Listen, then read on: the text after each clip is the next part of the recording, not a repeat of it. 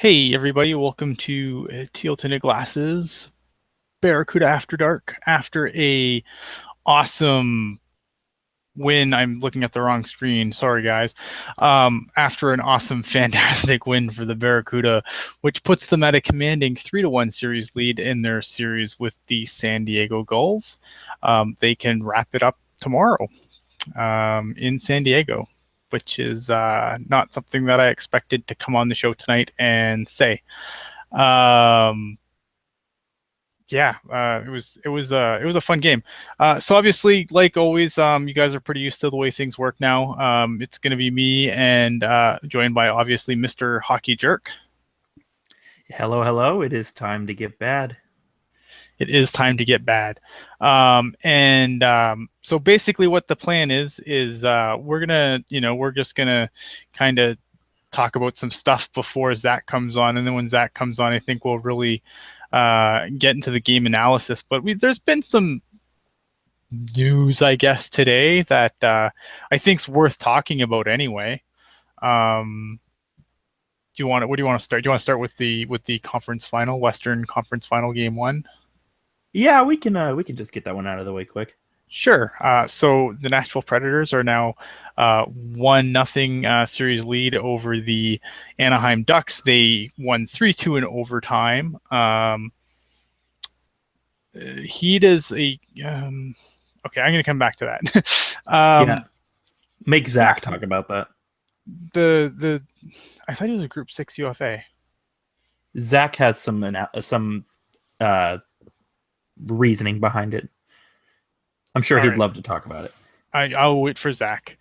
I mean, that's awesome that he's as an RFA. I thought he would be a Group 6 UFA.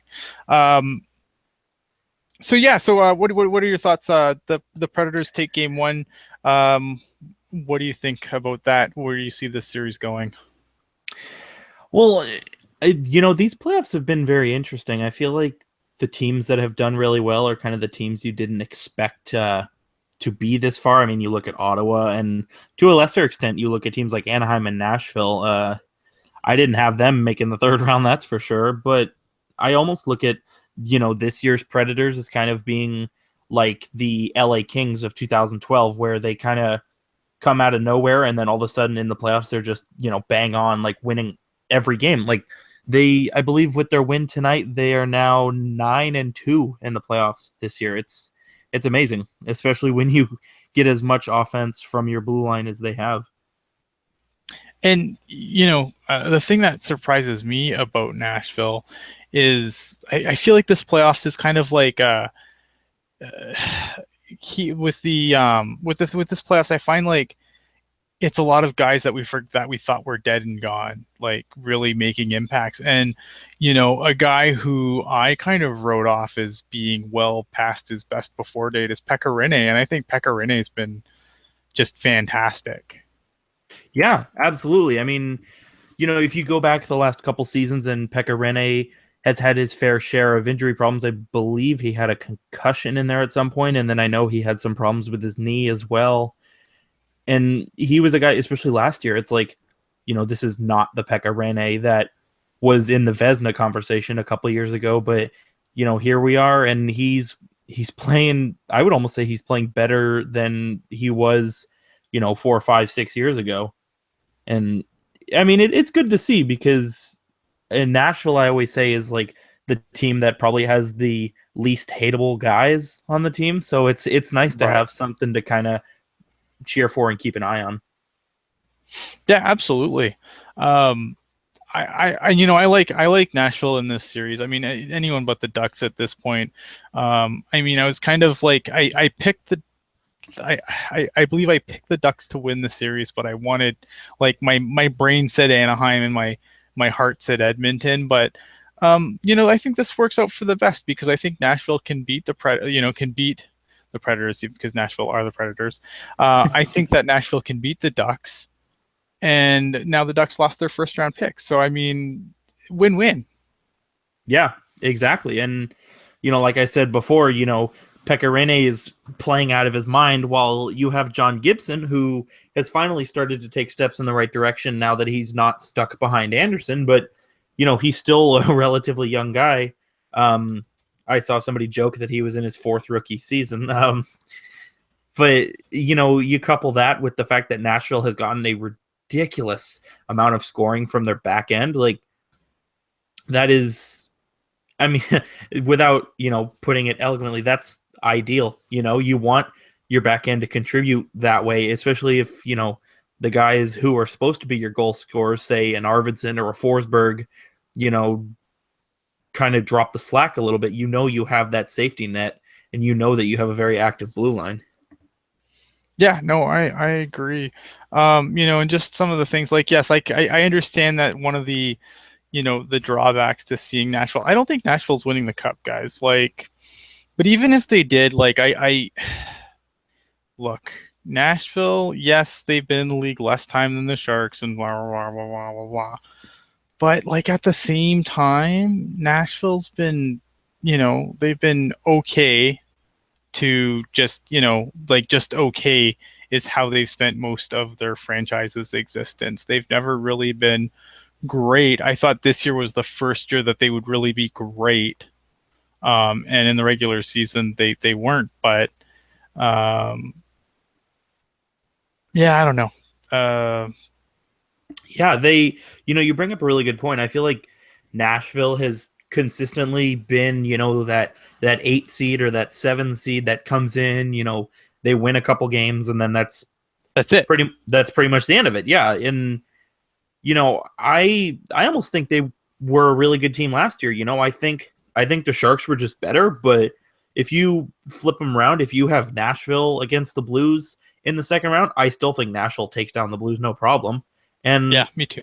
I mean, it's the chips could fall the complete opposite way. There is a part of me that could have seen Nashville come out of that series, and hypothetically speaking, had they, I think they could have beat the Blues in the third round. So, I mean, hindsight is 2020, obviously, but for sure, I feel like after Canadian nuts.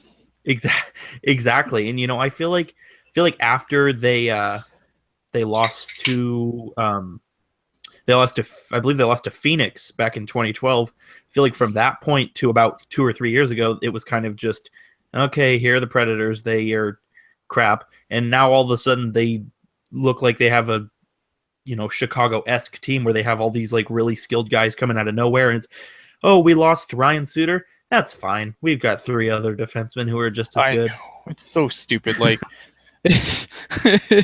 I just and it seems like, and they've still got decent guys in their system. Like, it's, what I mean. Like, how, I don't know. It's Doug Wilson needs to take some notes on how to build a decor. Now, maybe they could trade notes. Maybe we could send them how to develop some forwards, and they can tell us how to develop some defensemen, and we'll both be really good.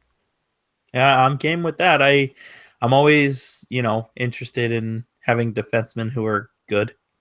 Right. Yeah. Who does it? Because when the Sharks do good, it's good. That's right. Absolutely.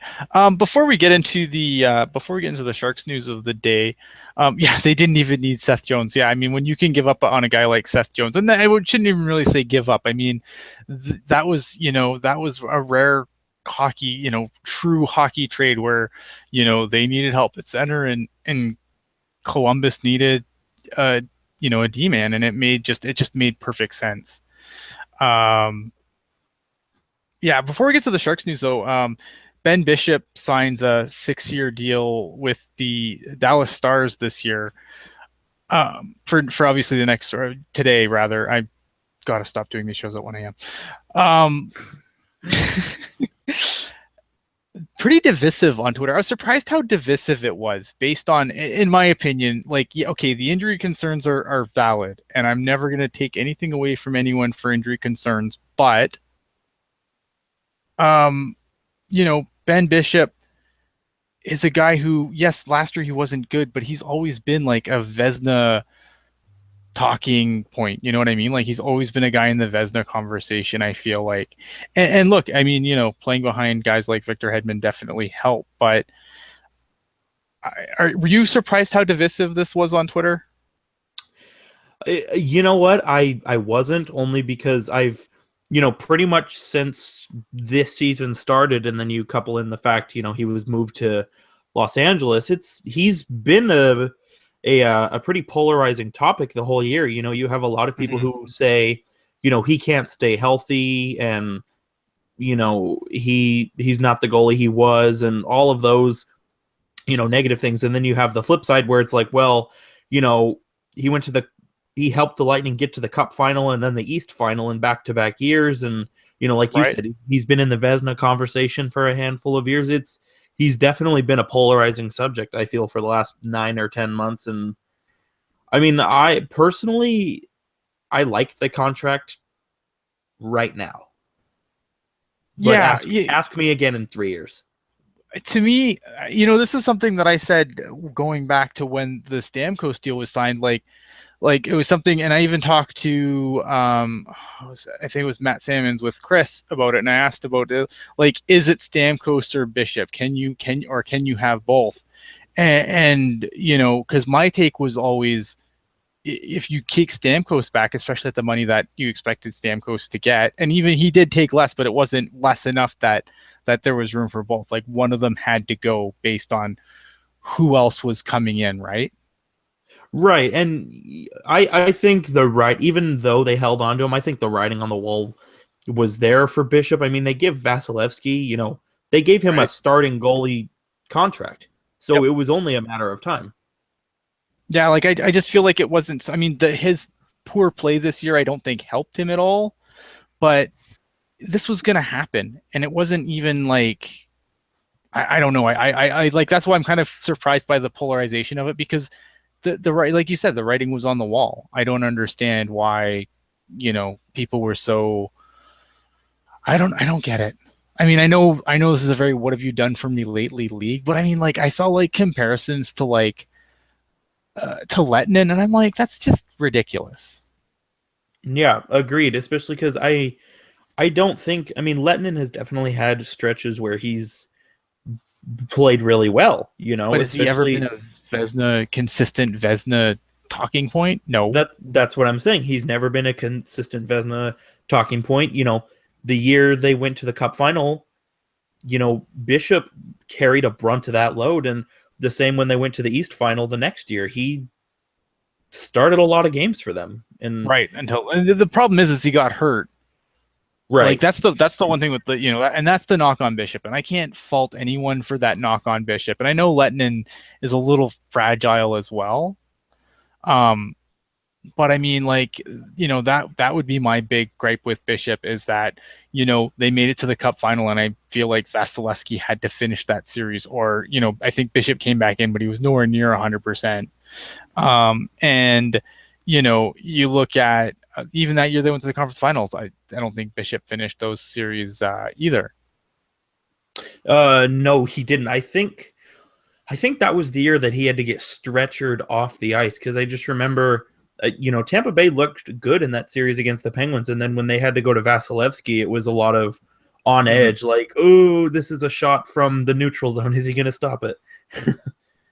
Right.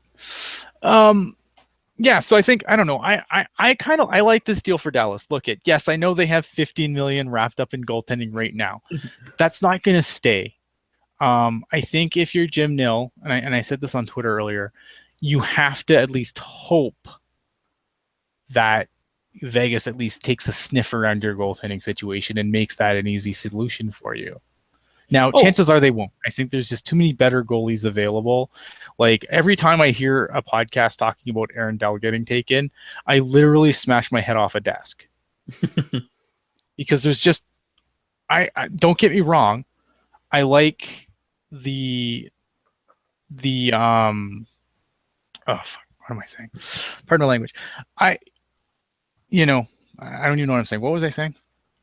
you were talking about people who say the Vegas Oh, Knights right, are going to Arundel. take I love Arundel. Arundel, but like he's going to be, we're getting there. We're gonna get there. Jeez, we're waiting for Zach. Told you at the start, off the top. Just shooting some stuff. There's been some news today. Okay.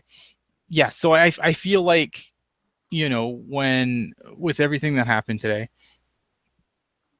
Niemi's going to either get claimed by Vegas, which he won't, but you have to hope, right? I mean, you go into it hoping, and then the backup plan is clearly buy out Niemi. Niemi's a simple $1.5 million cap hit over the next 2 years in a buyout. I think that's really painless for a team like Vegas. Or for a team like Dallas, sorry. Dallas has a lot of up and coming players that are still on reasonable deals. So I don't see that 1.5 million really hurting them going forward. Yeah, absolutely. Especially because, you know, Jim Nill kind of painted himself into a corner when it comes to Niemi. Right. He took a gamble on a guy who was coming off of a not so good season. And I mean, I don't even think it's a gamble that he had to take. No. But I mean, I'm not an NHL GM. I just play one on TV. So, right. I don't know the logic behind it, but like you said, that 1.5 cap hit, I have no, worry about Dallas being able to cover it. It's such a small dent in their entire payroll, and like you mentioned, they've got a lot of guys who are still on entry level deals. I mean, right. I would argue that their entire decor as a whole is pretty much a project at this point. It is. I mean, that was part of the problem this year too. I mean, you let guys like Jason Demers and Johnny Oduya walk, and you didn't really have a solution for it. Yeah, exactly. And I mean, with a team like Dallas, you look at what they did last year in the playoffs, and you had a hard time convincing me that they were going to be a Stanley Cup team. So from that aspect of it, why not just play your young guys, Chuck McDestiny says, since we can't see Hockey Jerk's face, can he actually verbally prove he's not an NHL GM? Oh my goodness. All right, so let's while we're waiting have to guess. You'll just have to guess. Look at maybe I have that kind of pull that we can get we can get NHL GMs to talk to us and tell us what's up. So the Sharks news today, obviously a couple contracts were signed. I don't think these were shockers. I thought both players were definitely, liked by management teams. So you have, and correct me if I'm wrong here, you have Melker Karlsson, 3 years, $2 million. Yep. And you have Donskoy back for 1.9 over 2. Yep. Perfect. Yes, I know stuff. Yeah, so I mean that's a pretty good deal, right? Those are good deals. I like them. I would say so. The Melker Karlsson extension from 2 years ago, I was a big fan of that one then because, even though he had the career year, his first year, you kind of knew what you were going to get with Karlsson. I don't think he is going to be a 20-goal scorer. I'd love to be proven wrong, of course.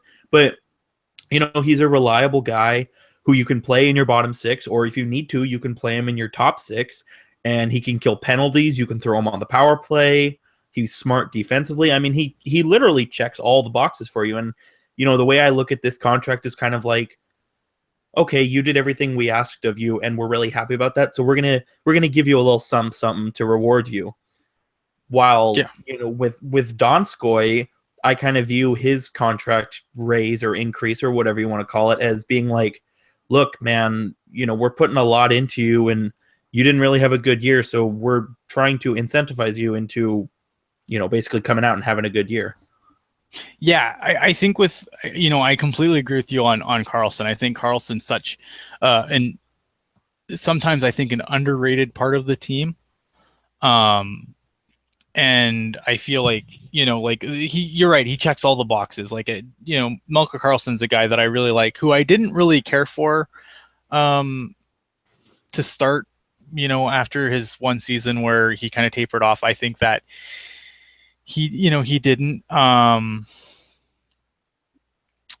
Yevplov should be available for Game 5. Chartier and Sorensen have LBIs, lower body injuries, for those who don't know what an LBI is, but are close and should be good to go early next week, per Zach the Bear, on the Twitter machine, I assume.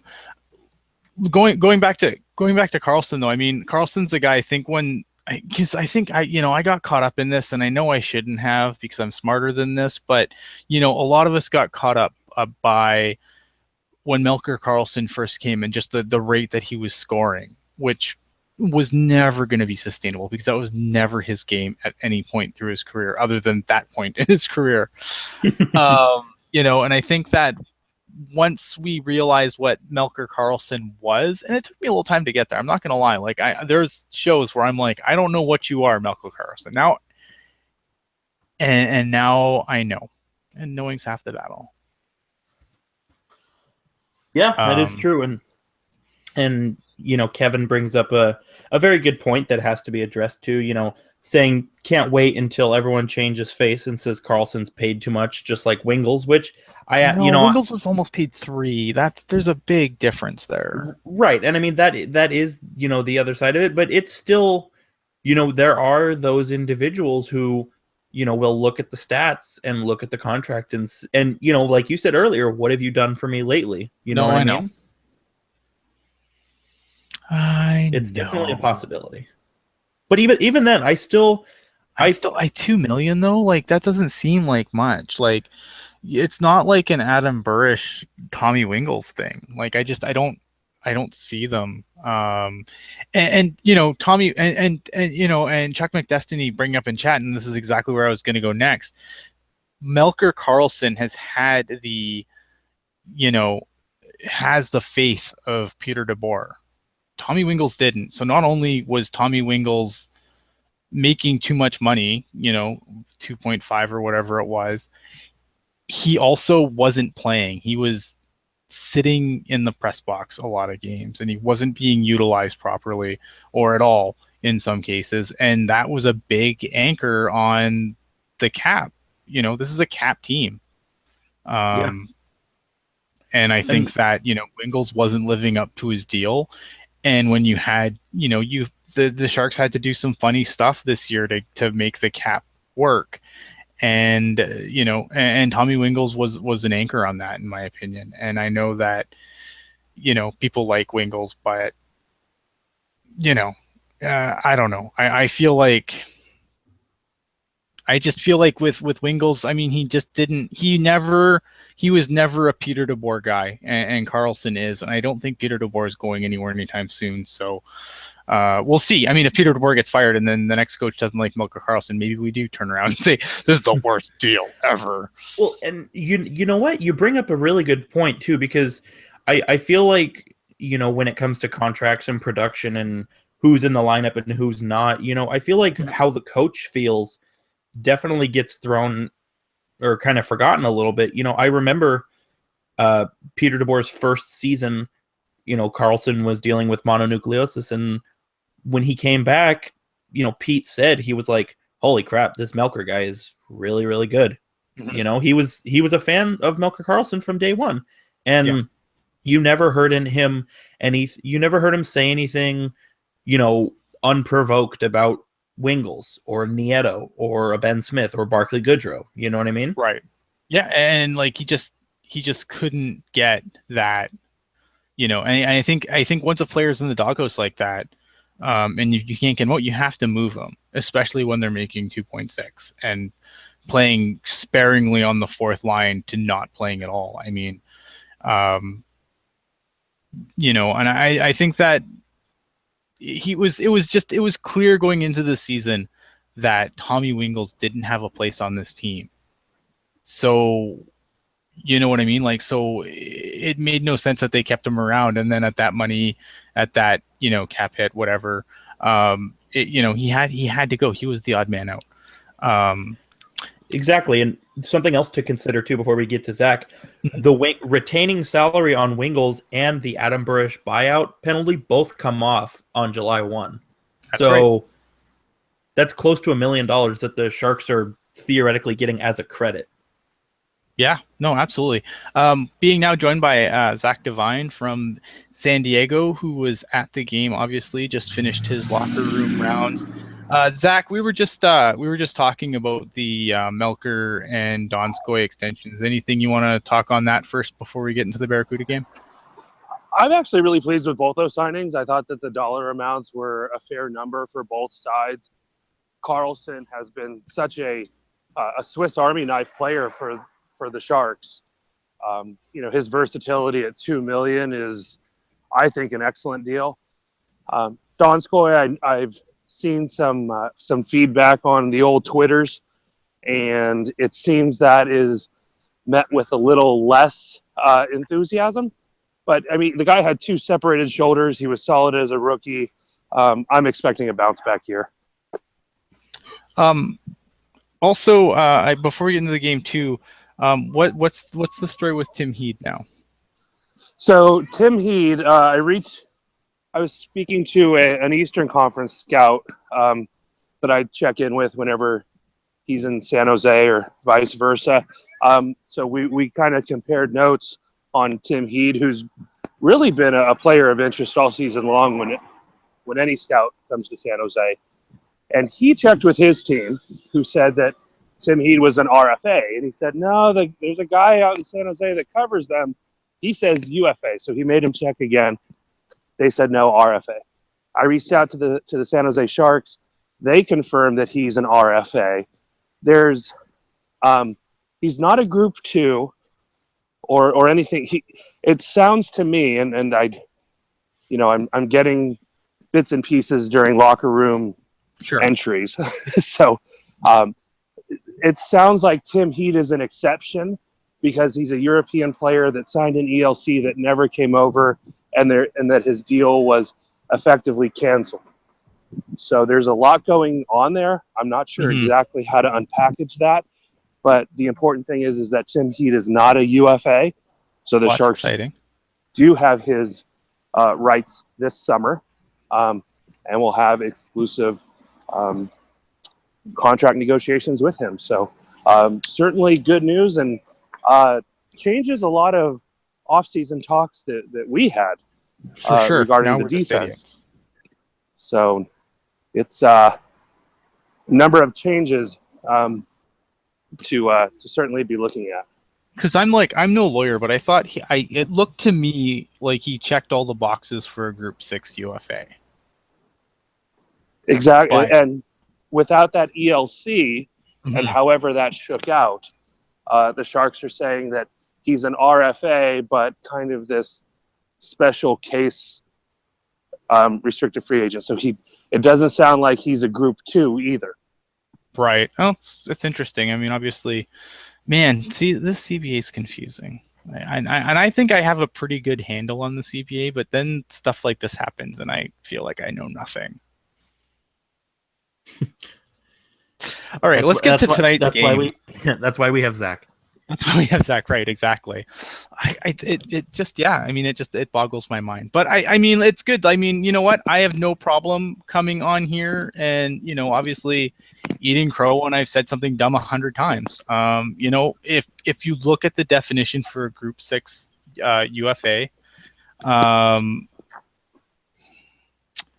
then, it kind of checked all the boxes to me. But that's, it is what it is. Let's get to tonight's game, where the San Jose Barracuda obviously took a stranglehold 3-1 lead, series lead over the San Diego Gulls. I didn't think before the Gulls really kind of, put some goals on the board to try and get back in it. I didn't think it was as one-sided as the scoreboard made it look, and I thought that really, not that the Barracuda were bad, but I thought Grosnick's played a really outstanding game, especially in the first 2 periods. Yeah, this game really reminded me of Stockton Game 1, right? Where the score certainly and rightfully had the better team winning, but the better goaltender put in the much better performance. The Barracuda were able to chase Jonas Enroth for a second time. Right. That's huge. That is huge. I'm going to come out and say it. I don't think Enroth is moving quite as well as I remember. With the game out of hand, they might have taken him. He might be nursing something. Just something to squirrel away. And, once the the injury reports come out, but I would not be surprised to hear that Enroth is fighting his way through some kind of groin, lower body thing. His lateral movement just doesn't look quite at the level I'm used to. Yeah, I think that's an interesting point, because I just when they put him on the bench for the third period, sorry, like my thought was just, well, they're facing they're potentially facing elimination tomorrow at that time. I mean, now they for sure are. Tomorrow it's a quick turnaround. So I kind of thought about that, but now that you mentioned it, I mean, that it's something that I'd be curious to watching. Right, because if he's nicked up and you're going to lose this game, and you need him to somehow, duct tape together, a groin or a knee or an ankle tomorrow, pretty much 24 hours later, why do it to him now? Yeah. This game, when he was fooled, it was 4-1 with the Barracuda, Grosnick standing on his head to say, you know what, tonight's not our night. We'll try again tomorrow. Mm-hmm. I don't think, and I thought Tokarski looked good on the saves he had to make. Like, I think Enroth is definitely the better goalie, but I'm kind of surprised. Like, if Enroth is nicked up, though, that they just haven't gone to, because I don't think the drop off, like, Enroth's an NHL goalie, but I don't think Tokarski is terrible either. He's not terrible, but he's no Enroth. I think Enroth. No, I agree. Yeah. But I mean, it's a drop off, but I don't think it's not Grosnick to Sanders or Armalis. That's true, but that's also why with both series, in both series, we've given the goaltending nod to the other squad. And that'll probably be the same all the way through. Right, and that's not a knock on Grosnick. It's that his understudies are completely unproven, and should either of them ever have to come in, it's officially terrifying. Yeah. Jerk, what did you think of the game? I thought it was good. For the most part, you brought up a good point. Kind of showing some parallels to Game 1 against the Heat, where the score indicated that it was all Barracuda all the time, but when you actually look at the play, I honestly think the Barracuda just made the most of their chances, and right. Grosnick, as you alluded to, it was Zach Grosnick just was playing out of his mind. The thing I didn't like, and that's why I said the game was good for the most part, is I didn't like how in the third period the Barracuda were just content with being where they were and kind of letting whatever happen. You always hate to see that, no matter what the score is. And I mean, I would have liked to see the Barracuda fifth goal, but I mean, at the end of the day, they won. The game is over, and you just have to, I guess, move on and hope for a better 60-minute effort tomorrow. Yeah, and I think that's a good point, and it certainly looked kind of like the Barracuda thought they were playing a basketball game. The first 48 minutes were excellent. The last 12, not so much. But, credit the goals. I think the Barracuda were just trying to regroup a bit, and the goals just kept coming, and it really didn't give them that, shift or two to settle down. This is a desperate team. They knew what was at stake here. The Gulls are now down 3-1. That's a stranglehold. They've got 2 in San Jose. The Barracuda suddenly have won 2 in San Diego, where they hadn't won all year. I think there's rightfully so a bit of panic in San Diego's game. Yeah, I thought that, you do have to, because I think during large stretches, there was stretches of the game where the Gulls were just giving, we're just going and giving the Barracuda all they can handle. Like, it's funny how the periods usually ended up being even in shots, because I was looking at the shots on goal before the end of I want to say might have been the first or the second. For me, the first, it was when they had, I think they went from like 12 shots to tying it up, I think at 18 or 19 or whatnot. And that was just because of a Barracuda power play. Like the Gulls really were their own worst enemy tonight on special teams. They took a lot of silly penalties. Yeah, and their power play was uh, there's really no nice way to put it. It was atrocious. It was atrocious. Yeah, they had, by my count, one shot on goal out of all of their power play opportunities. Yeah. I mean, that's just simply not acceptable. Yeah, it was funny. I brought up I was in a conversation on Twitter. I brought up that we've been heaping praise on Timo Meier, so of course he had a game to forget. What did you think of that embellishment call? Oh my gosh! I mean, if the only way it could have been better is if the game was in Los Angeles and he could have picked up his Oscar at the same time. That was embarrassing. I mean, a professional hockey player, conducting himself. And I mean, I don't know if there was an assassin up there in the press box with us. I didn't hear a gunshot. Right. But, he was. I mean, it was bad. And honestly, it was really bad. I didn't have the best angle for it, and it was really bad. Dirk, what did you think of the Timo Meier not so great and then I was 10 in the air, and yeah, that was ridiculous. So I'm going to be honest, I actually didn't see it, but the fact that you guys are laughing and tearing it apart so bad makes me think I need to go back and see it. It was like, if you look at like the worst like soccer dives, like it was up there with those. It was competing. Yeah.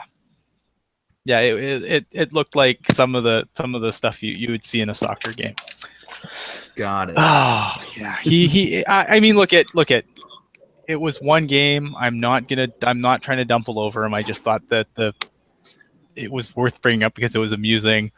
But I mean, like, let's be honest here. Timo's been one of the really big bright spots, especially of the kids. I think more consistently than anyone else other than maybe Rourke Chartier, has been really the most consistent kid on the team these playoffs. And I don't want to come back like we found something to finally sink our teeth into and go back to just tearing this guy a new one.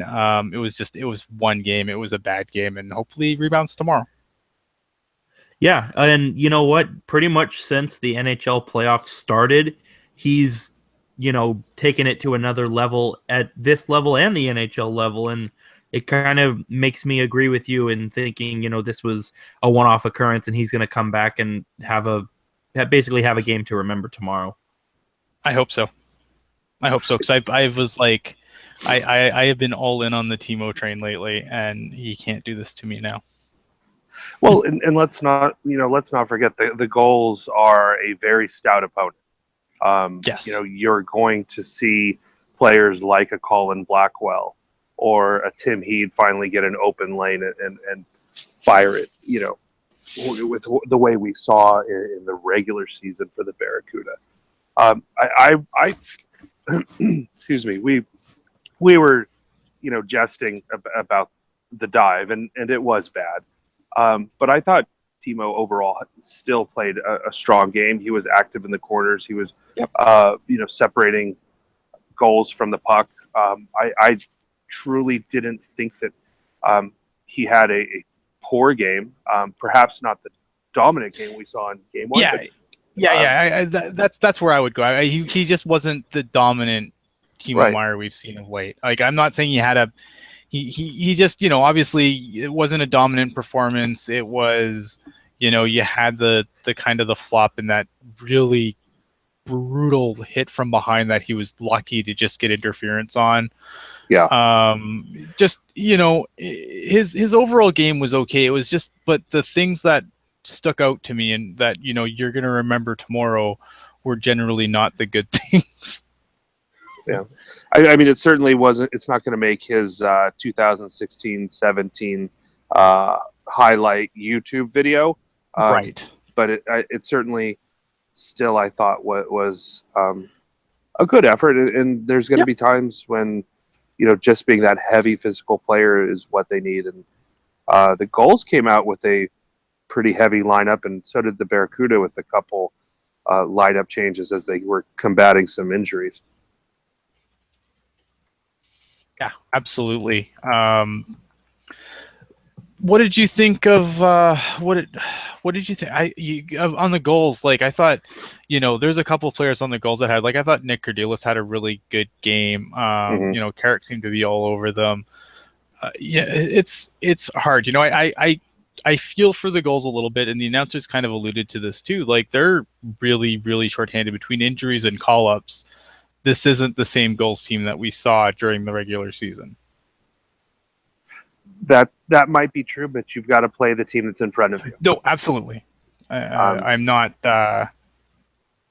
definitely not. I'm not saying because that's the AHL. I mean, that's the way it is. Like, you're there to feed the big team. So if the big team needs players, right, you need to go. But I think but there's some players that are still on the Gulls, I think, that are trying to step up in place of other guys. Cordelis has really stood out most of the series when he's been in the lineup. I feel like he's been solid. Right. I thought Kevin Waugh had a solid game as well. Yes. Jason Magna, he's been touted as a potential expansion draft pick or dark horse to be a seventh defender next year. He's had a pretty solid series. Kai Kosala has been quieter than I thought. He's a player that I really liked out of St. Cloud State. Thought he was a great signing last season for the Gulls, and he has not been the difference maker I expected him to be in this series. No, not at all. And that's definitely a player you expected to see more from. I think it's kind of funny how, like, we have, like, all the different, like, name players, because it's like next year we're gonna have, like, maybe, I don't think it'll be Sorensen versus Sorensen again, unfortunately. Well, not unfortunately. I think fortunately for Sorensen, I think he's probably gonna have a good shot at making the Sharks. We could have, like, a Sorensen versus Sorensen and a Waugh versus Waugh. How cool is that? That would be so confusing. Wait, so you're telling me that Shea Theodore's not going to be in the AHL next year? Oh, man. I would be shocked. Yeah, right? He shouldn't have even been. I almost apologize. Yeah, he shouldn't be there now. You're right. He shouldn't have even been there this year. Right. Oh, Kevin says Nick Sorensen's going back to Sweden next year, dashing my Sorensen versus Sorensen continuation. Well, at least now they're both leaving, so you won't have, like, one half of it there, and then sigh longingly what could have been. I'll still have Waugh versus Waugh. Yep, you certainly will, as Jeremy Waugh turns pro, and Kevin Waugh, for whatever reason, they don't see him as an NHLer in a Carlisle system, and that continues to mystify me. Yes, it does to me as well. Anything else from the game tonight, Zach? So Sommer after the game mentioned that Jeff Blovs is on the mend. He was not playing today, but is expected to be available for Game 5 tomorrow. Yes. So that is good news. I mean, you look at what the Barracuda have had to endure, and they're down to pretty much two centers and then some Swiss Army knives. Mm-hmm. It's a hodgepodge. They had Colby McCauley, Zach Stortini, and Spencer. You're going to have to help me. Oshka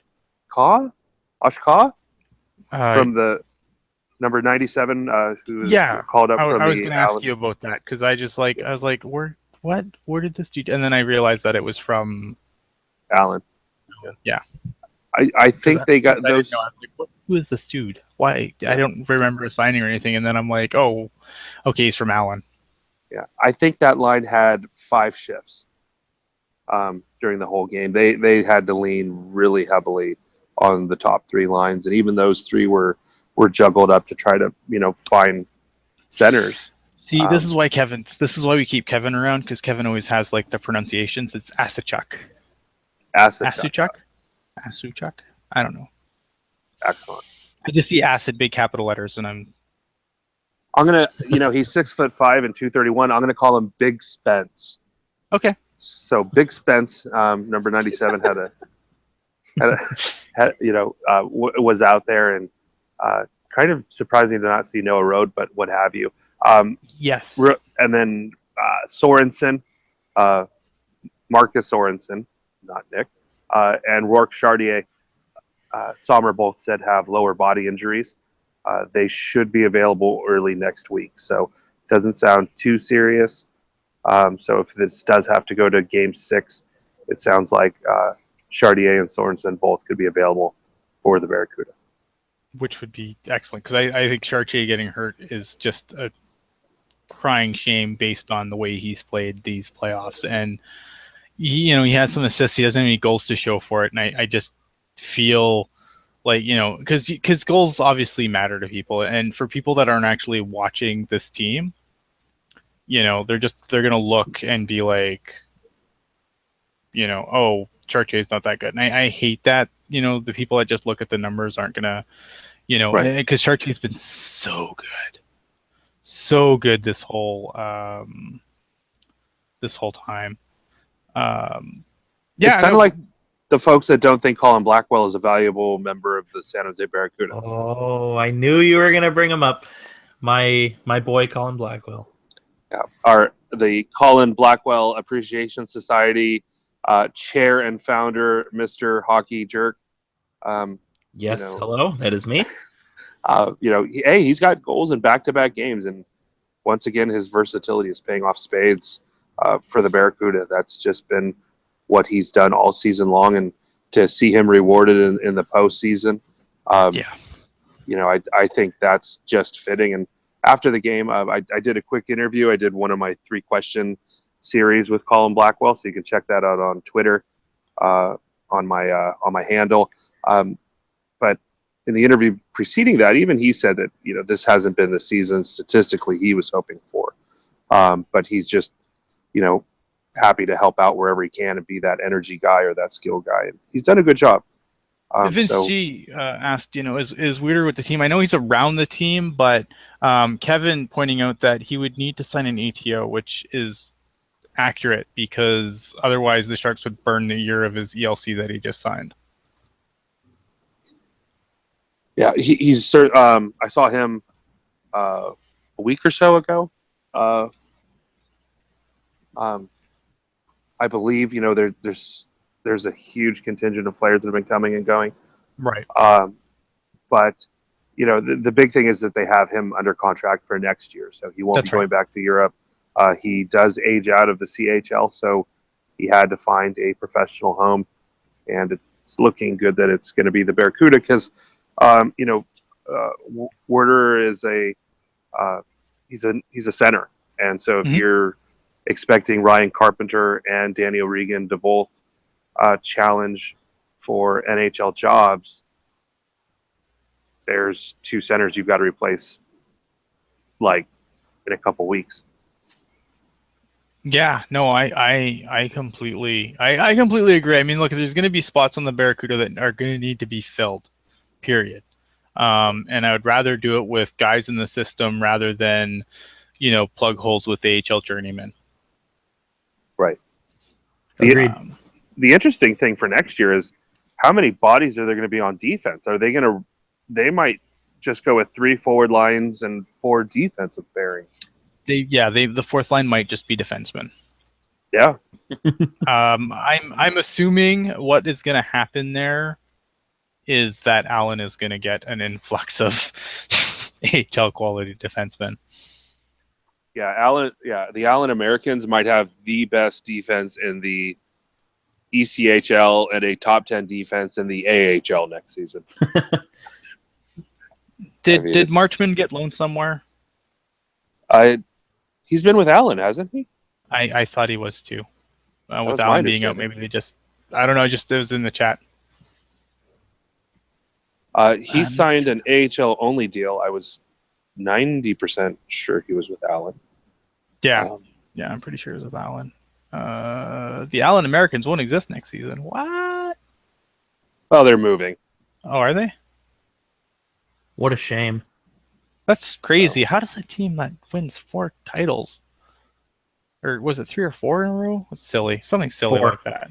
Back to back to back to back league champions. Yeah, and then now they're moving. Like, how does, I guess that's minor league hockey for you. Yeah, I mean, it's like the Albany Devils are leaving. Right. According to Chuck McDustiny, Marchment is with the Indy Fuel. Well, there you have it. Interesting. This shows again how much I just don't care about the ECHL. And I apologize. I know it makes people, it kind of ruffles feathers, but I can't find the effort to care. And again, back to back. I don't want to watch a team that wins championships. Kevin Lacey says they're not moving, which makes me worried that they might be folding. I thought that they were moving. I don't know anything. I don't know anything. I don't know. Interesting. I was under the impression that they were moving. I had, heard through, the ether that, they weren't going to be the Allen Americans next year, but I just always assumed that it was going to go somewhere else. Even I at some point can't watch all the hockey. Oh, okay. So apparently they're going to be the Dallas Americans now. So they're moving 20 feet? That's what we're arguing about? I guess so. You know what? Let's everyone just throw down. Whoever is going to be the San Jose Sharks ECHL affiliate will be chock full of excellent defenders next year, wherever they may roam. I think they're in the same place. I think it's kind of like the Erie Otters, the Lake Erie River Monsters becoming the Cleveland Monsters. I think it's the same. And kind of like Phoenix becoming Arizona. Right. They didn't actually go anywhere. They just changed their name. So they're still the Americans. Who cares if they call them the East 43rd Street Americans? They're still the Americans. Best. Oh, man. AO says to move the Americans to SAP Center. That's all we need is another hockey team in the SAP Center. Yeah, that ice doesn't have enough going on already. It's funny, though. You bring that up, though, because have they changed anything at the SAP Center? Like, is it still the Sharks logo? Do the Barracuda get their own logo now on the ice? They finally took the Stanley Cup playoffs off the ice, but it is still the Shark at center ice. Come on. Yeah. Come on. Oh, man. This is why we can't have nice things, guys. Well, the one nice thing that is happening is that the entire Army is traveling with the Barracuda now. So you have San Jose, media department folks, social media department folks. Tim Burke was there. Doug Wilson was there. Joe Will was there. So the entire... What are you talking about? Joe Will is right here. This is from earlier in the show. I was going to say... Sorry, go ahead. Well, he's got a really good twin brother that knows a bit too much about me, so now I'm freaked out.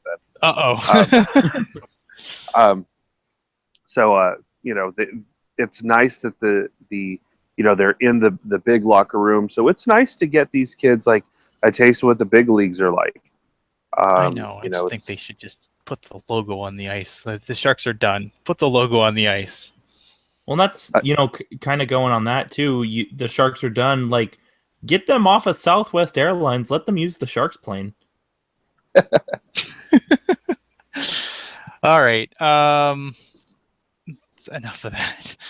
Yeah, all right, so what are your guys' keys for Game 5 now? What is the one thing the Barracuda have to do to close this out? They need to be... They need to not leave it up to Grosnick to keep them in the game the whole game. Like, they were good. Like, I'm not saying the Barracuda were bad today, but Grosnick had to make a heck of a lot of really, really good saves. Like, he really stood on his head tonight, and I don't think the final score reflects that very much. Like, to me, if I was picking one of the 3 stars, Grosnick would have been one of them, because he made some just ridiculous saves to preserve that significant lead that the Barracuda had. And, that third goal, that last goal that went in, like, Grosnick didn't have a chance. There's no goalie was stopping that goal. Right.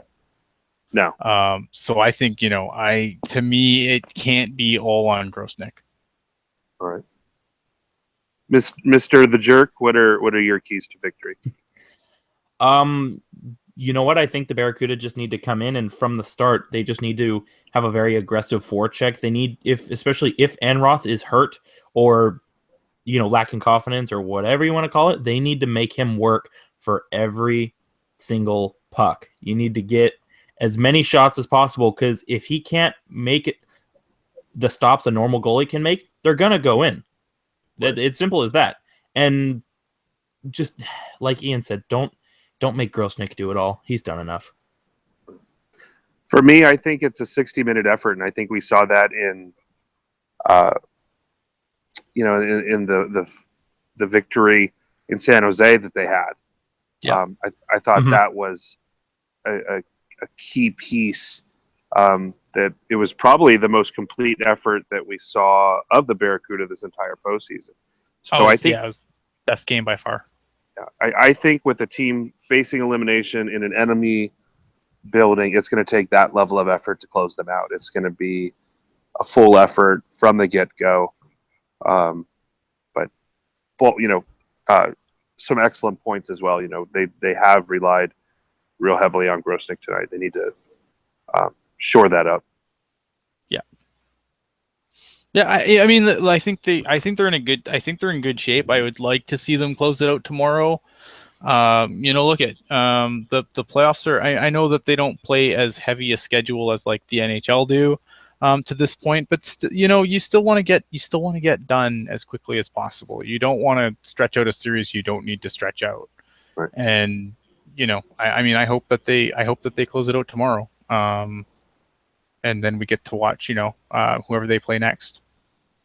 Yeah, especially when Tim Heed and Joachim Ryan they were on the ice for like the last 4 minutes of that game. Right. Those guys, getting them some rest. Even your big line, McCarthy, Goudreau, Carpenter, they've been leaning real hard on those guys. So I think getting all of them rest, got some guys nicked up. That's all that rest is really going to be key here. Yeah, Matthew Harvey saying it looked like the Gulls had more seats filled than the Ducks tonight. That was an observation I made as well. The San Diego Gulls, man, they packed that arena. They do a really good job. Over 10,000 folks in attendance tonight was the official number. Yeah.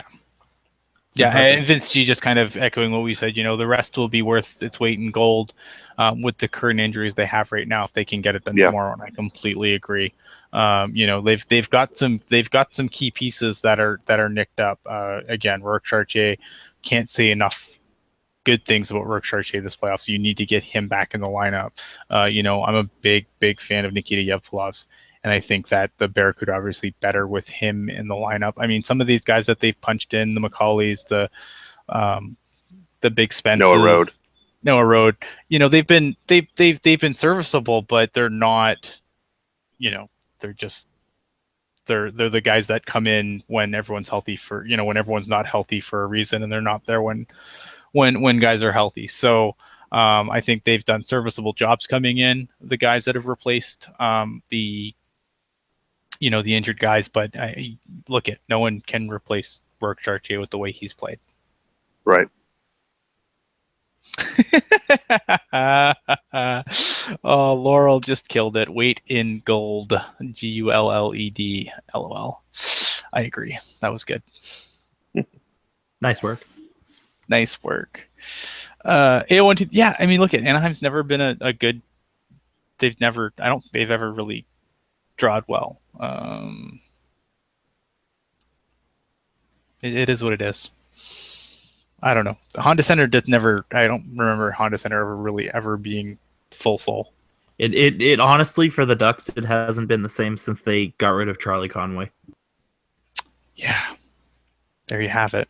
You heard Flying V time. Were you surprised we didn't see the flying V in the third period? I was waiting for it, and I saw them kind of starting to set up, and the goalie was out, and I was waiting for the knuckle puck and everything, and alas, my dreams were dashed. I know. That's unfortunate. I am silly tonight. Anything else happening in the world of hockey, Zach, that you want to talk about? Not that I'm aware of down here in San Diego. It's been pretty much all Barracuda all the time. Erie Otters punched their ticket to the Memorial Cup. Yeah, the Memorial Cup. That's that one nice little tourney that the Canadians get all crazy about, and everyone down here in the 48 says, "Wait, what is that? What? Who?" I know Windsor is hosting it because this past summer at the National Junior Evaluation Camp, they had that Windsor Star. Is there a newspaper, if I remember right? Yeah. Right. They had a reporter there that every other question to Clayton Keller was, "Why aren't you skating with the Windsor Spitfires? They're hosting the Memorial Cup." So that's how I know. That's the extent of my knowledge, was because of that reporter. So I just shared it all. Anything else I can help with? Nope. You'd be more helpful here. Let me down. Sorry. Right now, it's so far the teams that are through is Windsor, the St. John Sea Dogs, and now the Erie Otters, and now we're just waiting for the winner of the Seattle Thunderbirds and that other team that they're playing. I think I don't know. Regina. I was gonna say I want to say Regina. But... Yeah. Just the Pats who have been tearing up the WHL all season. Yes, the Regina. You know what? Honestly, East Coast bias is real. East Coast bias is super real, and it's not even just East Coast bias. Honestly, school has been such just a terrible thing this semester. Which most people are done now, and it's just stupid me, who decided to do just a 1-year course, and it's been insane. So I've had a hard time. I didn't know that about the Donskoy and Carlson signings until I don't know, 9 o'clock tonight, when I finally stopped doing schoolwork and started looking at Twitter, and I was like, oh, hey, this is nice. Hey Ian, can we talk about other poor decisions? Sure. Let's talk about the Ben Bishop deal. You don't like the Ben Bishop deal, eh? We did talk about this already, but I know that you're anti Ben Bishop. So no, I'm not. I'm not anti Ben Bishop. I'm anti giving a 30-some-odd-year-old goaltender with that level of injury issues that long of a contract with no movement clauses and every other bell and whistle, when you've already got 2 lame duck goalies already under contract. One of them you're going to have to buy out for the privilege of that goaltender, and you're still not solving your defensive issues. That that Ben Bishop deal is going to be bad within 48 months. See, here's the thing with Ben Bishop for me. The injury issue, I have no argument with, and we didn't bring up the no move, no trades, and those are kind of icky. I don't think the AAV is bad for Ben Bishop though. And Ben Bishop's a guy to me that yes, the injury issues are real for sure. I mean, I 100% concede that. But at the same time, this is still a guy who's been in, who's been Vezina talks. Other than last season, I mean, he seems like he's always a perennial Vezina talk guy. The defense is an issue for sure, but I don't know if it's. I feel like when he stops, when the actual value of the money isn't terrible, I feel like then you might be able to move on if you had to. I know that the no trade makes things a little stickier, but I think that I think he's still a step up from what they have. Well, certainly. I mean, a step up from the basement is certainly a step in the right direction. That does not mean that, you know, Ben Bishop elevates them. I'm seeing crazy talk about them now being a contender with Ben Bishop. Okay. I mean, it would have to take an inexplicably healthy season for him, and all of a sudden Victor Hedman appearing in green. Right. You know, the other thing, you know, and I think people forget this. Tampa Bay plays really well in their system. They've got a very good defensive core. Maybe not, you know, the best, but certainly I would say a step above what's going on in Dallas. For sure. And I think I think like I agree. I don't think it makes them an immediate contender. It makes them. I think it makes them. It could make them a playoff team. Does it make it a good playoff team? No. You know, it depends on what step their defense takes too. Like there's guys obviously that are there now that they need to take a next step. I think Klingberg needs to kind of return to form a little bit. Right. You know, and then there's a lot going on. You know, Hutton, they've got Honka, Bystrom, you know, Lindell. Yeah, you know, so they've got some young guys, but you know, Ben Bishop's going to be 31. You know, are you going to have Ben Bishop bailing these guys out for the next couple of years while they figure out the NHL? I mean, I guess that's the hope, right? But then, see, I don't know. I feel like this team should have just, you know, either gone in for, you know, on a Matt Murray type, you know, goaltender that can grow and go with this team into the future. Even Philip Grabauer, the Washington backup. You know, that's a young guy that would have fit in there. I just don't see bringing in a 30-something goalie on a relatively young team. Right. How that, I don't know. Yeah, look at it, and yeah, they have 3 goalies right now, but again, you know, going back to what I said earlier in the show, Jim Nill's gonna, you know, rubble his lucky magic, you know, lucky rabbit's feet, and you know, give Jobu some rum and hope that, you know, Vegas for some reason takes one of their goalies off their hands, preferably, you know, Niemi, and then if they can't, then Nemo seems to be the obvious target, because if you're going to buy somebody out, Niemi is a easy 1.5, a very tolerable $1.5 million for the next 2 years. If you buy out Lettinen, you're going to pay, I think, 2.9 this year, and then something the next. So I think that Niemi makes the most sense. And I think, you know, Kari Lettinen obviously isn't a good guy, but he can play enough. You can count on him to play enough games to try and stop Bishop from completely breaking down. Or when he does completely break down, you've got at least a 1B. I'd also entered into the record formal kudos to Mr. Ian Reed for the Joe Boo reference from Major League and making sure he had his rum. So I just wanted that reflected in our permanent record. I approve. I think we've been on for over an hour though, so we should probably start wrapping this up. And we're going to be back tomorrow after the game, win or lose, obviously, as always, at least on the weekends anyway. Jerk, anything else that you want to? I know we kind of just shoved you in a corner there. You know what? Like I said earlier, this game, the Barracuda game, was good for the most part. Some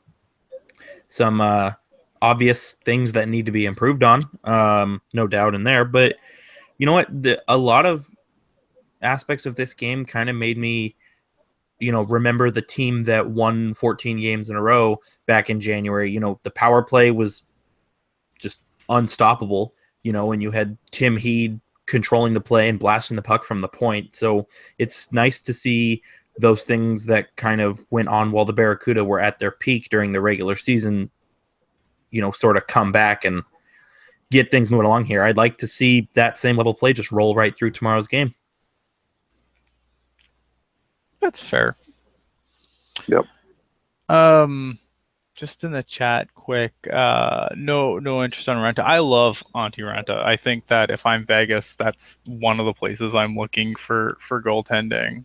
I'm a big Renta guy. Yeah, I think they look Auntie Renta, Grubauer from Washington.